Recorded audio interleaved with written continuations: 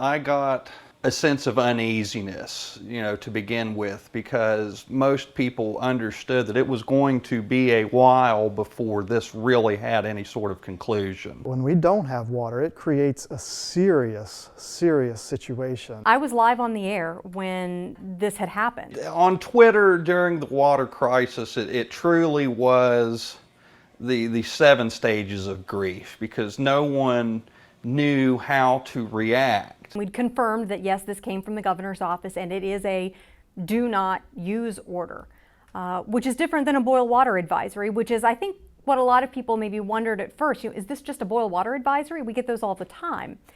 And it quickly became clear this was not a boil water advisory. This was something much more serious. Surprising to me, and I think surprising to a lot of people, was how susceptible that water source was. So the spill occurs on the Elk River. The Elk River is a water source for that area because it's so clean, right? And it is surrounded by a lot of dirty water. I mean, the cost of treating the Kanawha River for drinking water is exorbitant. I mean, it's so dirty you can't afford to.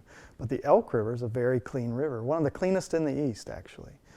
And so you see how dependent then we have become as a state on our few really clean, productive water sources like the Elk River. I think we all were in a bit of disbelief when Gary Southern, someone handed him a bottle of water during that first news conference outside the Freedom Industries headquarters, and he took a swig of water from this bottle.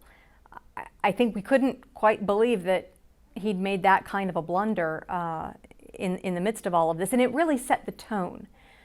That first news conference, the way it was organized, the way Gary Southern interacted with the media, that really set the tone for the way he was perceived by media and how he was perceived in the community, because people were watching that coverage live. It was unfiltered. I mean, it was the news conference. It was happening on the air for people to see, and online we were streaming it.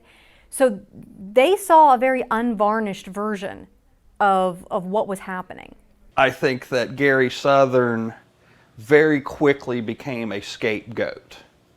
It's hard to say who was at fault for this incident. I think that there's a myriad of people, from the people that were operating the business itself to local politicians and the county commission. Anyone who knows anything about steel industrial tanks could drive down I-79, look and see 100-year-old pop-riveted carbon steel tanks, and think that maybe they weren't the best thing to be running. To be honest with you, I didn't even know that they still had stuff in them. I thought they were just sitting there collecting a tax bill until somebody felt like scrapping them. That localized event, it touched a third of the state, the residents.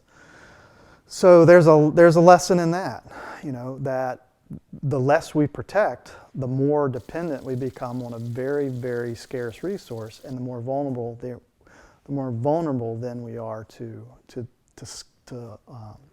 spills like this. People didn't know, and they couldn't or didn't feel like they could trust those in positions of authority to tell them accurately what those things were.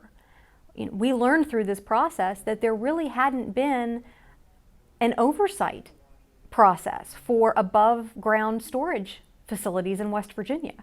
And the tank bill, which turned into a law, is a step in the right direction to ensuring that there is proper oversight and continued maintenance of those facilities that hopefully will keep something like this from happening again.